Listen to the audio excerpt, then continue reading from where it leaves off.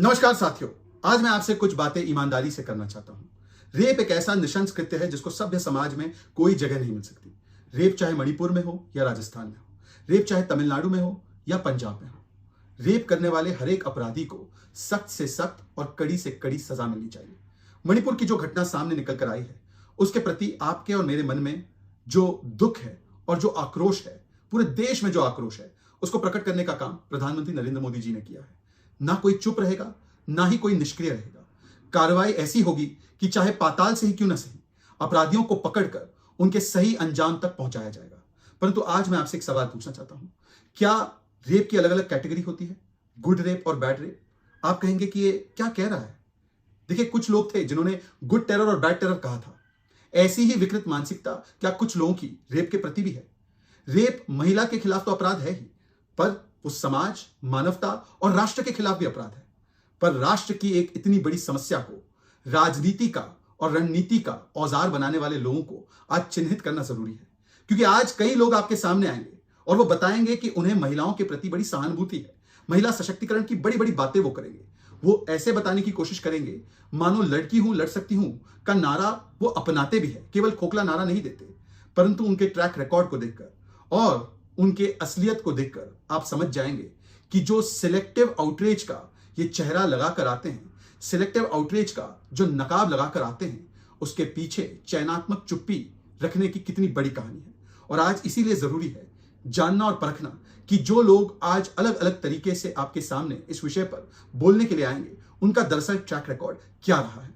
आइए शुरुआत करते हैं इन दोनों से, राहुल गांधी और प्रियंका वाड्रा, जो महिला सशक्तिकरण की, लड़की हूं, लड़ सकती हूं की बातें करते हैं। परंतु जब कुछ दिन पहले करौली की यह घटना है, जहां पर एक 19 वर्षीय दलित लड़की को तेजाब डालकर बर्बरतापूर्वक मार दिया गया, उसके साथ क्या क्या नहीं किया गया और उसके शव को फिर कुएं में डाल दिया गया। इस घटना से पूरा राजस्थान विचलित रहा, परंतु ना राहुल जी ने ना प्रियंका वाड्रा ने अपनी जुबान इस विषय पर खोली। और केवल यही नहीं, इसके अलावा अभी हाल ही में जोधपुर में, जो कि गृह जिला है वहां के मुख्यमंत्री अशोक गहलोत का, वहां पर एक दलित लड़की के साथ सामूहिक बलात्कार किया जाता है, पर उस पर भी लीपापोती करने के लिए सरकार और पुलिस आ जाती है, दोषारोपण करने के लिए आगे आ जाती है। और केवल यह घटना नहीं, ऐसी अनेकों घटनाएं राजस्थान में खासकर छोटी बच्चियों के खिलाफ और दलित महिलाओं के खिलाफ लगातार होती आ रही है। परंतु जब सरकार से पूछा जाता है तो अशोक गहलोत जी, और यह हैरानी की बात है, उन्होंने बतौर मुख्यमंत्री कहा है कि ज्यादातर मामले बलात्कार के, खासकर जो दलित महिलाएं लिखवाती हैं, वो फेक होते हैं। इस प्रकार का वक्तव्य भी अशोक गहलोत जी की ओर से आया है। वो तो चाह रहे थे कि सख्त कार्रवाई भी अपराधियों पर, बलात्कारियों पर ना हो, क्योंकि उनके हिसाब से सख्त कार्रवाई करने पर बलात्कारी जो पीड़ित है उसे मार देते हैं। इस प्रकार की मानसिकता वहां के मुखिया से दिखाई देती है, परंतु राहुल गांधी और प्रियंका वाड्रा कुछ नहीं बोलते। वो तो तब भी चुप थे जब कांग्रेस के विधायक जोहारीलाल मीणा के पुत्र ने एक दलित बच्ची जो माइनर थी, उसके साथ गैंगरेप भी किया, उसकी अश्लील वीडियो भी बनाई। उस समय पर भी जोहारीलाल मीणा पर ना कोई कार्रवाई, ना कोई वक्तव्य, ना कोई बयान, उल्टा बचाने की कोशिश। वहां पर क्योंकि सत्ता बचाओ के लिए अपराधी बचाओ, बलात्कारी बचाओ, यह आम बात है। बेटी बचाओ का वहां पर कोई वैसे कॉन्सेप्ट नहीं है। और केवल जोहारीलाल मीणा के ही बेटे ने नहीं, एक मंत्री महेश जोशी, उनके बेटे ने भी बलात्कार किया। आलम तो यह था कि राजस्थान में एफआईआर दर्ज नहीं हो पाई, उसकी एफआईआर दिल्ली में करवानी पड़ी। इस विषय पर भी ना मंत्री जी को हटाया गया, ना इसके बारे में कोई वक्तव्य प्रियंका जी ने या राहुल जी ने दिया। ऐसी अनेकों घटनाएं हैं जिसके चलते आज राजस्थान में, जो सबसे असुरक्षित 10 जिले महिलाओं के लिए पूरे देश में है, 8 राजस्थान से है। यह स्थिति बन चुकी है महिला सुरक्षा की राजस्थान में कांग्रेस सरकार के तहत।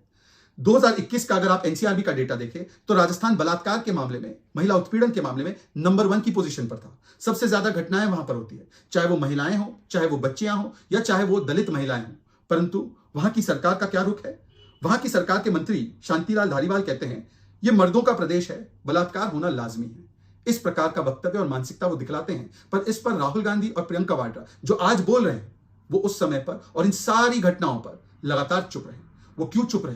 क्या सहूलियत के लिए, या उन्हें लगता है कि राजस्थान की महिलाओं के साथ जो अत्याचार, उत्पीड़न और बलात्कार होता है उसकी कोई अहमियत नहीं, या उस पर वो राजनीतिक रोटियां नहीं सेक पा रहे थे, इसलिए उन्होंने उस पर कुछ नहीं कहा। बहरहाल उनके एक और नेता ने एक बयान दिया कि अगर बलात्कार रोक नहीं सकते तो बलात्कार को एंजॉय करना चाहिए। इस पर भी क्या कार्रवाई हुई वो आपके और मेरे सामने है। दूसरी है प्रियंका चतुर्वेदी। आज उन्होंने सुबह सुबह ही अपना वक्तव्य दे दिया मीडिया को मणिपुर के विषय में। बहुत अच्छी बात है, पर प्रियंका जी तब कुछ नहीं बोलती हैं जब उनके नेता संजय राउत, बड़े नेता है, वो महिलाओं के प्रति किस प्रकार की मानसिकता और शब्दावली का इस्तेमाल करते हैं, आप खुद ही सुनिए।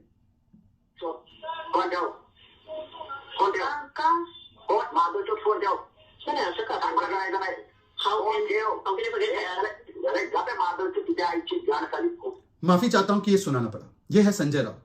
इस पर प्रियंका चतुर्वेदी और उद्धव सेना कुछ बोली, आप ढूंढ लीजिएगा, मिल जाएगा तो मुझे भी बता दीजिएगा। बहरहाल उनके नेताओं की लंबी फहरिस्त है, उनके कृत्यों की, महिलाओं के खिलाफ उत्पीड़न करने की। अभी हाल ही में उनके एक नेता जो बीड़ से आते हैं, वहां के उनके डिस्ट्रिक्ट प्रेसिडेंट थे, वो तो किस प्रकार से छोटी छोटी बच्चियों को वैश्यावृत्ति की ओर ढकेल रहे थे और उससे किस प्रकार से ब्रोथेल का बिजनेस चला रहे थे। ये राजनीतिक कार्यकर्ता है, पर चला रहे थे वैश्याला और चला रहे थे इस प्रकार का धंधा। और इस पर भी प्रियंका वाड्रा, प्रियंका चतुर्वेदी, ये सारे लोग चुप रहे, इस पर कोई वक्तव्य नहीं दिया। प्रियंका वाड्रा उद्धव जी की सहयोगी है, एलाय है, और प्रियंका चतुर्वेदी उन्हीं की पार्टी में है। दोनों ही महिलाओं के मुद्दों पर बोलती हैं, पर इस मामले में थोड़ा सा इनकन्वीनियंट था, इसीलिए नहीं बोला गया। बहरहाल हम आगे बढ़ते हैं। आज आपने देखा होगा सुबह सुबह स्वाति मालीवाल जी और अरविंद केजरीवाल जी, इनका भी वक्तव्य आया। वैसे तो इनकी पार्टी का एक लंबा एक इतिहास है महिलाओं का उत्पीड़न, महिलाओं का शोषण करने का।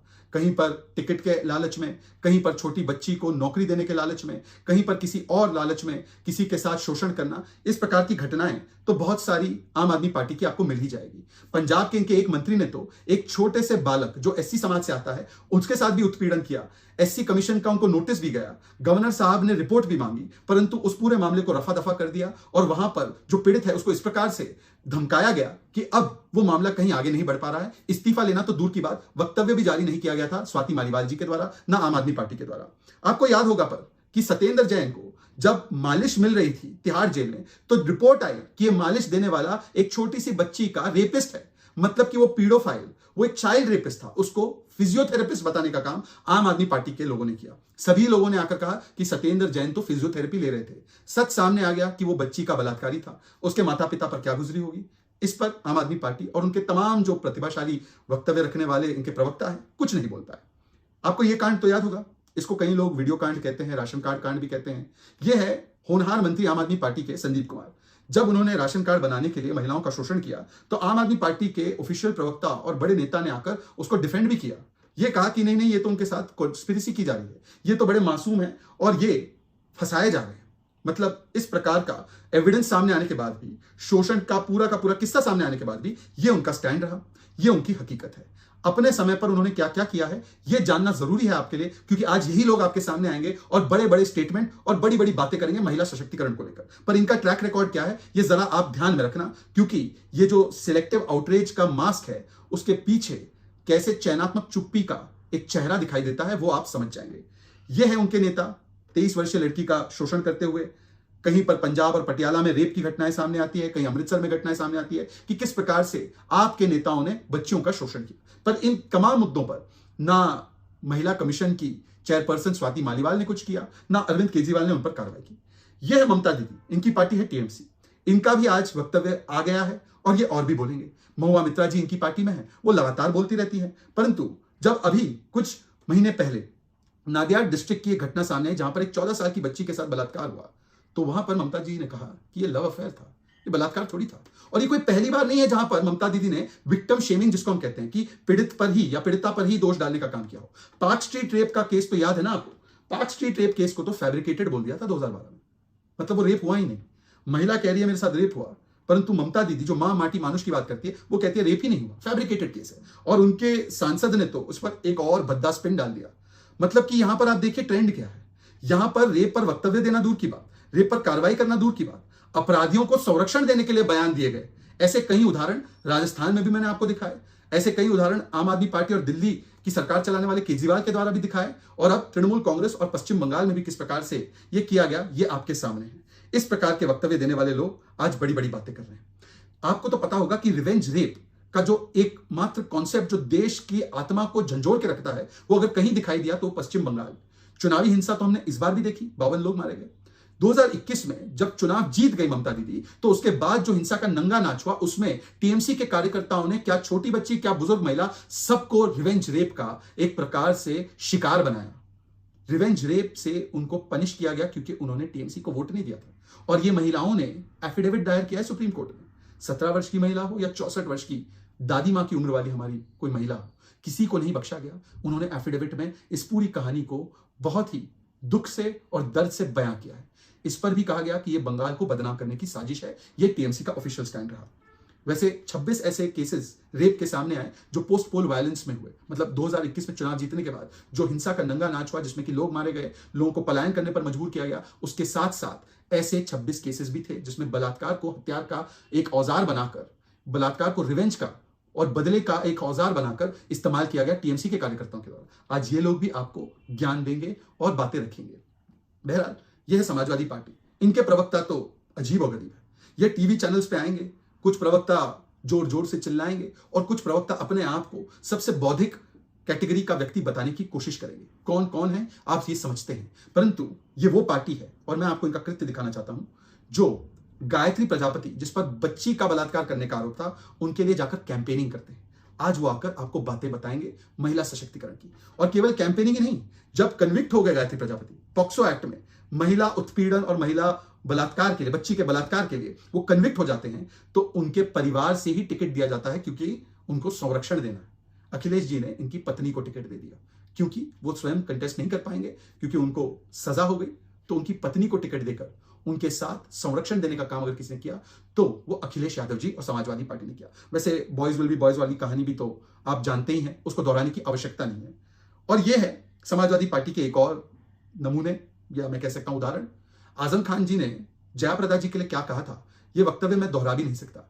किस प्रकार से उनके बारे में ये टिप्पणियां की गई थी, ये आप जरा ध्यान से पढ़ना। Azam Khan says rival Jayaprada wears dash dash. ये पार्टी आकर आज आपको महिला सशक्तिकरण और महिलाओं के हितों के बारे में और महिला सुरक्षित कैसे रहेंगी उसके बारे में बताएंगे। जब मैरिज की एज, शादी की एज को 18 से 21 करने की बात चल रही थी, तब उनके सांसद शफीकुर रहमान बर्क, बुजुर्ग सांसद है, वो कहते हैं कि ये करने से महिलाएं आवारा हो जाएंगी।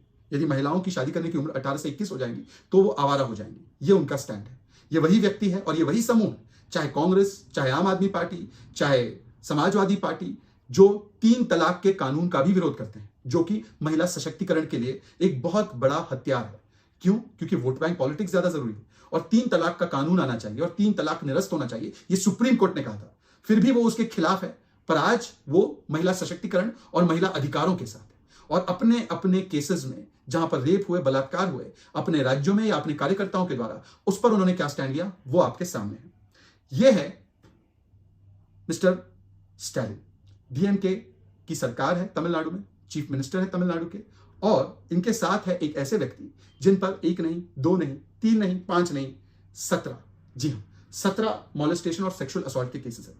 आपको फिर लग रहा होगा इनके ऊपर 17 एफआईआर होगी।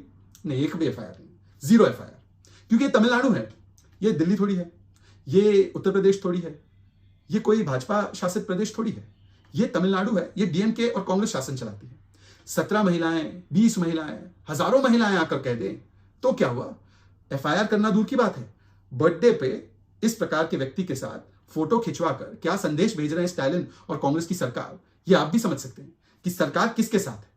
वैसे तो अनिवार्य होता है ना एफआईआर दर्ज करवाना। चीख चीख कर कांग्रेस के प्रवक्ता इसी विषय को तो बोलते आ रहे हैं। इसमें क्या हुआ है इसके बारे में कुछ नहीं बोलेंगे। इनका नाम वैरामुत्तु है और इनको जो सम्मानित करने वाले व्यक्ति है वो स्टालिन है। और इन्होंने किन किन को प्रताड़ित किया है उनके सोशल मीडिया पर जाकर आप देख लीजिए। चिन्मय श्रीपदा से लेकर कई सारे ऐसे नामी गिनामी सिंगर्स और बाकी लोग हैं जिनको वैरामुत्तु जी ने एलिजिडली उनको सेक्सुअली असॉल्ट भी किया है, उनके साथ ऐसी चीजें की है जिसका वर्णन नहीं किया जा सकता। परंतु ये सब गुड रेप में आता है या गुड मॉलेस्टेशन में आता है, बैड मॉलेस्टेशन में नहीं आता, बैड रेप में नहीं आता। अगर ये बैड रेप होता तब तो राहुल गांधी, प्रियंका वाड्रा, अखिलेश जी, ममता दीदी इन चीजों पर स्टैंड लेते, पर क्योंकि ये सारे गुड रेप्स में आते हैं तो इसीलिए इनके ऊपर बोलना प्रतिबंधित है। अपने राज्यों पर, अपने कार्यकर्ताओं के द्वारा किए गए कृत्यों पर कुछ नहीं बोलना है, चुप रह जाना। जब कश्मीर से हजारों लाखों की तादाद में हिंदू महिलाओं के साथ बलात्कार किया गया और उनको रलीफ शरीफ गरीफ कहकर वहां से भगा दिया गया, वहां से पलायन करने के लिए मजबूर कर दिया गया, वहां पर नारे भी लगे कि आप घाटी छोड़कर चले जाएं और अपनी मां बहनों बेटियों को छोड़ दीजिए, तब इस पूरी घटनाक्रम को काल्पनिक भी कहने वाले यही समूह के लोग हैं। कश्मीर में जो होता है अत्याचार या हुआ था अत्याचार, वो काल्पनिक है। जो राजस्थान में हो, जो तमिलनाडु में हो, जो पंजाब में हो, जो आम आदमी पार्टी के कार्यकर्ता करे, जो समाजवादी पार्टी के नेता करे, वो सारी चीजें चुप रहने के विषय है। और बाकी के विषयों पर आपको सिलेक्टिव आउटरीच दिखाना है और फिर चयनात्मक रूप से चुप रह जाना है। मुझे उम्मीद है कि आज जब ये सारे लोग आकर बोलने लगेंगे, तब जो भी तथ्य मैंने आपको दिखाए हैं वो तथ्य उनके सामने रखकर उनसे पूछा जाएगा कि राजस्थान नंबर 1 क्यों है बलात्कार के मामले में। अखिलेश यादव ने बलात्कारियों को और महिला उत्पीड़न करने वाले लोगों को और महिला विरोधी मानसिकता रखने वालों को पेट्रोनाइज क्यों किया है? क्यों सेक्स कांड का वीडियो करने वाले मंत्रियों को बचाने का काम आम आदमी पार्टी ने किया? किस प्रकार से आज भी वो ऐसे लोगों को बचाते हैं, संरक्षण देते हैं, और किस प्रकार से बड़े हिपोक्रिटिकली, बड़े दोहरे मापदंड अपनाते हुए जो लोग एक घटना पर तो बोलते हैं और उस पर बोलना भी चाहिए, दूसरी घटना पर चुप हो जाते हैं। जय हिंद, जय भारत।